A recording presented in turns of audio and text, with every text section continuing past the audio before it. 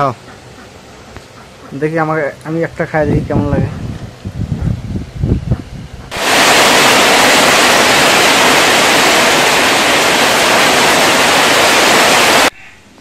আসসালামু আলাইকুম, আপনারা কেমন আছেন? তো আশা করি আপনারা ভালো আছেন। তো আমরা আজকে ভালো নাই, কারণ যে মসজিদে আসছি, তো দেখতে পাচ্ছেন কী কারণে আসছি, তো এটা বিস্তারিত অবশ্যই বলবো। সেটা হচ্ছে মানে আমার শ্বশুর, মানে লাভলির আব্বা আজকে মারা গেছে দুপুর 12টায় মারা গেছে। কটা মাছ কাটলি?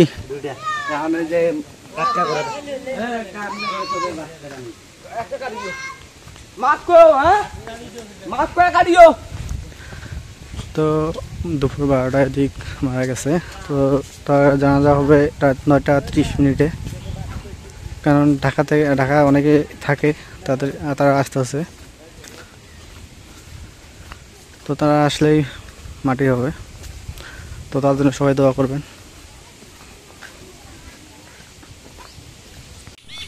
তো এখন বাসায় আসছিলাম আমি, ওই জায়গায় কবর করা শেষ, গোসল দেওয়ানো শেষ,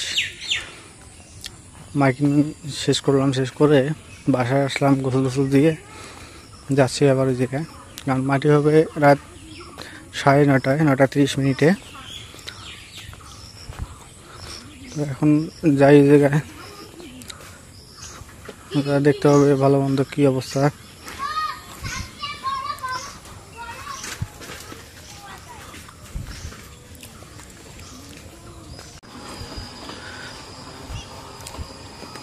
কারণ অনেক আত্মীয় স্বজন চলে আসছে, আরও কিছু যারা ঢাকায় থাকে তারা আসতেছে, তারা অলরেডি রংপুরে কাছাকাছি চলে আসছে। তো ওদের জন্যই এই সময়টা নেওয়া।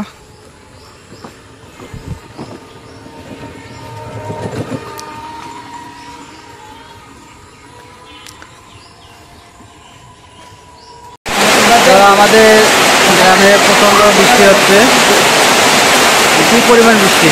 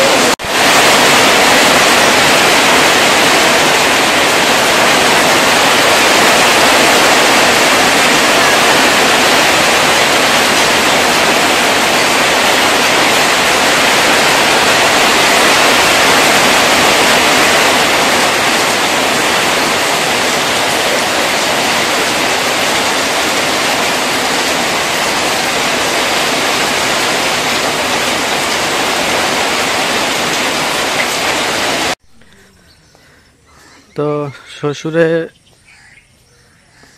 কালকে মৃত্যুতে পরিবারের সবাই একদম শোকাহত। কালকে রাত 9:30টায় জানাজা হয়েছে, 10টায় তার দাফন হয়েছে। তো দুঃখের বিষয়, আপনাদের কালকে ব্লগটা দিতে পারি নাই, এই জন্য আমি আপনার কাছে ক্ষমা চাইছি, আপনাদের সবার কাছে।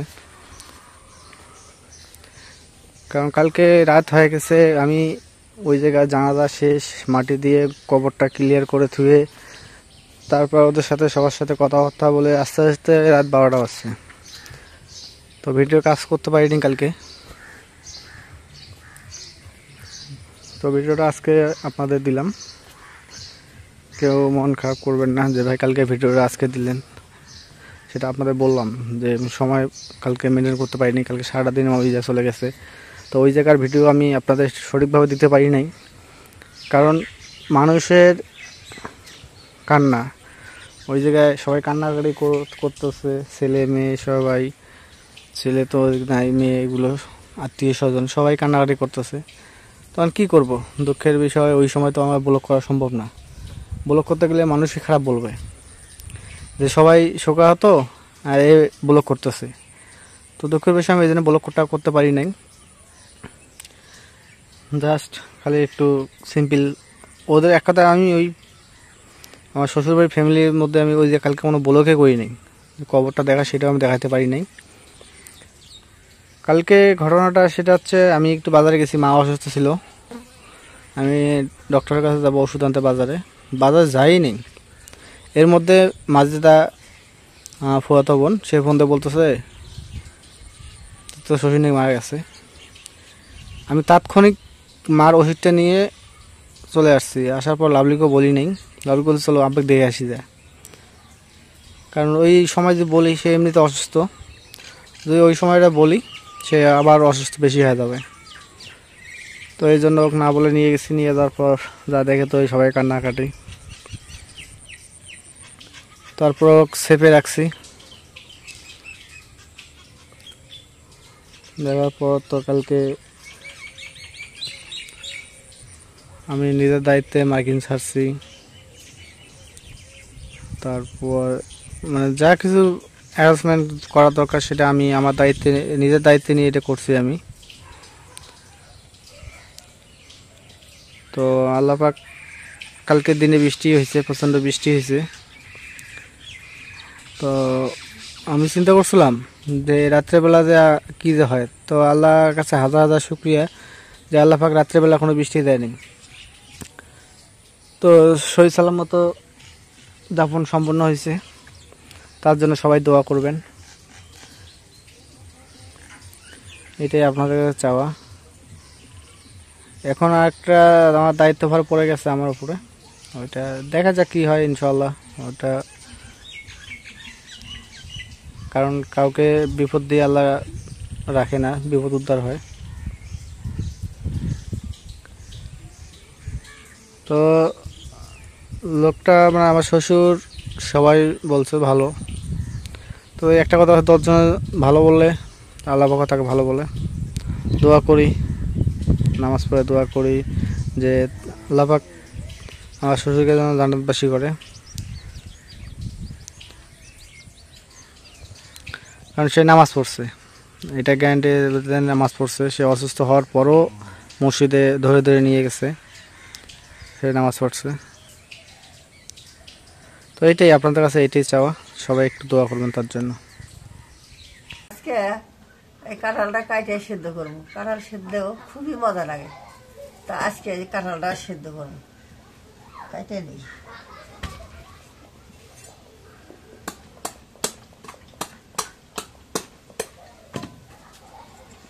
দেখি এমন করে কাটা যায় নাকি।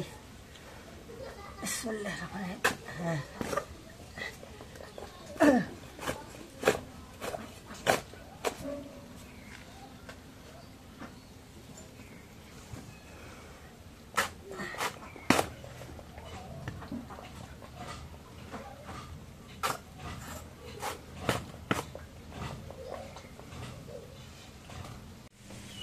এখন কাঁঠালটা কাটে নিই।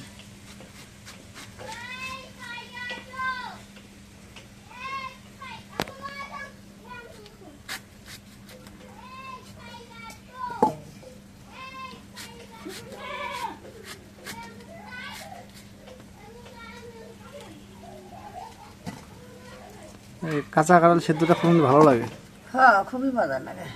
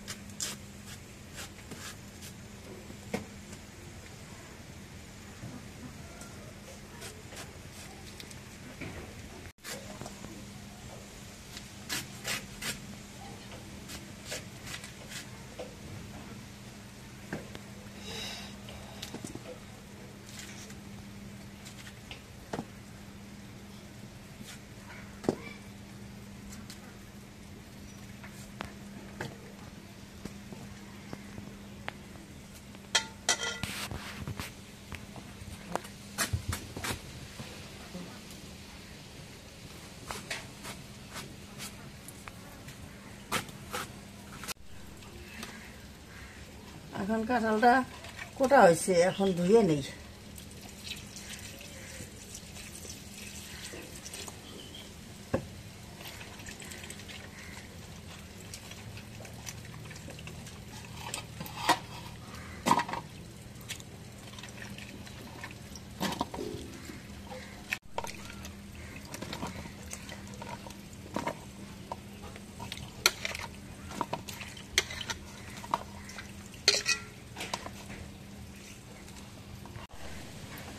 এখন কড়াইটা তুলে দিই চুলের মধ্যে।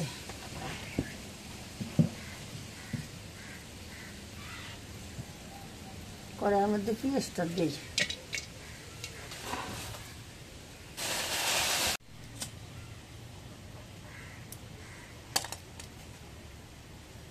চুলের মধ্যে আগুন দিই এখন। এগুলো যে ভুট্টে যে ফুলসাগুলো এর মধ্যে ভুট্টে আসছিল, সেগুলি যে চিড়ে ধরে তো খুব ভালো হয়, তাড়াতাড়ি ধরে। এখন কড়াইয়ের মধ্যে তেল দিই।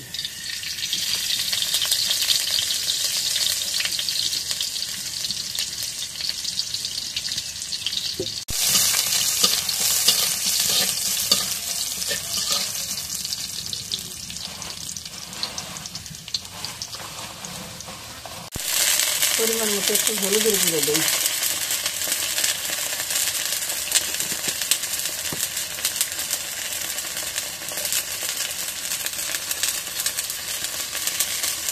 একটু মরিচের গুঁড়ো পরিমাণ মতো দিলাম।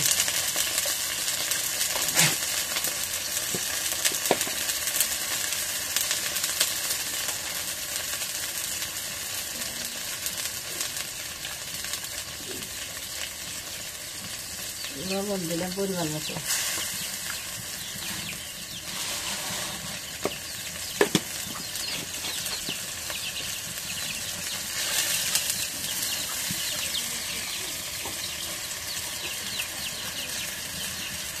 আদা বাটা, রসুন বাটা, জিরে বাটা এগুলো তেলে দিলাম।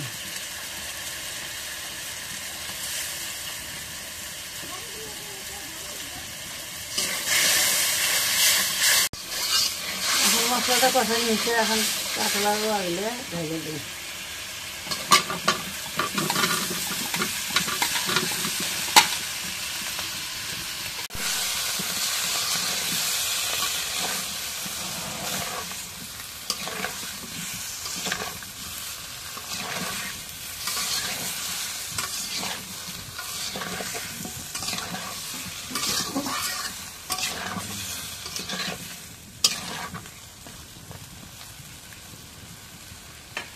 এখন ঢেকে দিই, একটু কষানি করে অল্প একটু পানি দেবো। এই যে আমাদের হরিণের বাচ্চা এটা।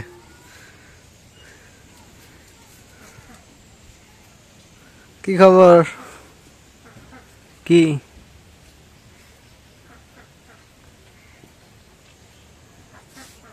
আয় আয় আয় আয়।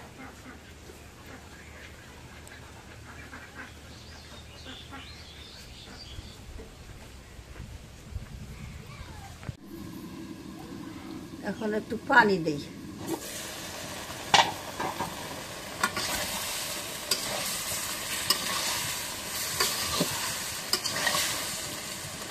এখন কষানি হয়েছে, একটু পানি দিই।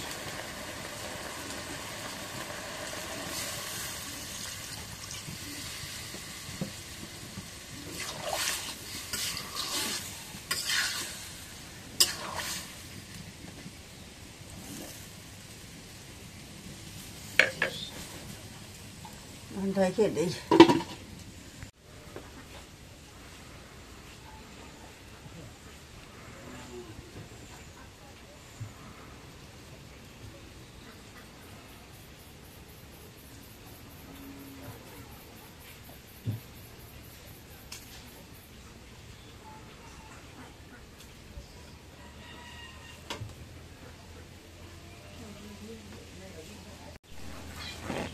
এখন কাঠলেরও আটা হয়ে গেছে, এখন নামাই।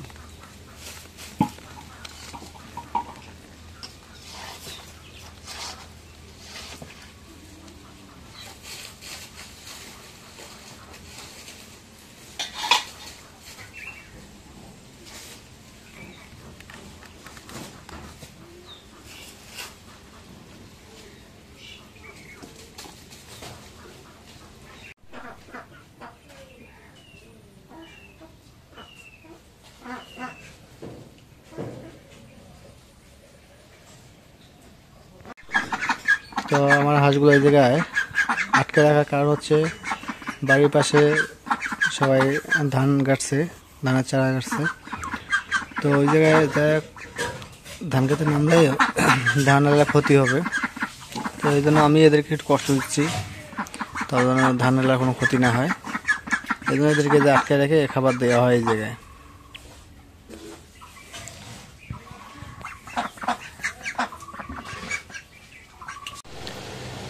তো আলহামদুলিল্লাহ অবশেষে কাঁঠাল সিদ্ধ খাওয়া শুরু হয়ে গেছে। খুব ভালো লাগে না? আসলে এই কাঁঠাল সিদ্ধ না, পাকা চাইতে তুমি এই সিদ্ধ খাওয়া কাঁচা কাঁঠাল, এটা অবশ্যই ভালো লাগে। এটা না মিষ্টি মিষ্টি লাগে, খুব মজা আছে। খুব মজা না? খাও দেখি, আমি একটা খাই দেখি কেমন লাগে। এই একটা আমি নিব, বেশি খাম না কিন্তু। মিষ্টি আমি খাবো, বেশিটা নাও।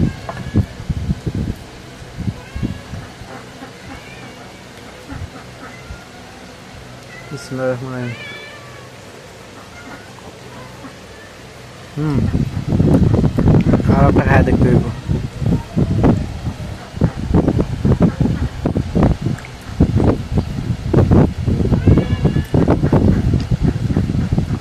ভালো লাগে তো। তো আপনারা যারা যারা এই কাঁচা কাঁঠাল সিদ্ধ খাইতে পছন্দ করেন অবশ্যই একটু কমেন্টে জানাবেন।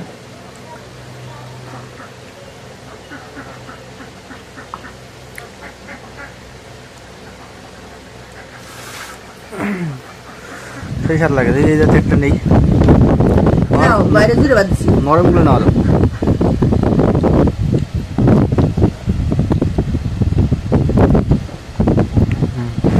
সুন্দর লাগে।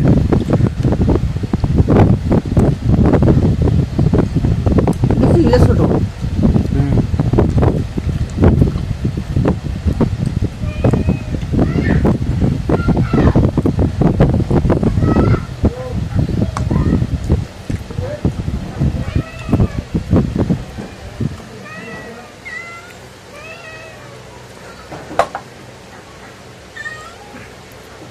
তো কাঁঠাল সেদ্ধটা খুবই ভালো হয়েছে। আর এই সাথে আজকে ব্লগটা এই শেষ করব। তো যদি ব্লগটা ভালো লাগে তো অবশ্যই একটা লাইক, কমেন্ট, শেয়ার এবং সাবস্ক্রাইব করে দেবেন। এবং পরিশেষে সবাইকে ধন্যবাদ জানিয়ে আজকের মতো বিদায় নিচ্ছি। আল্লাহ হাফেজ।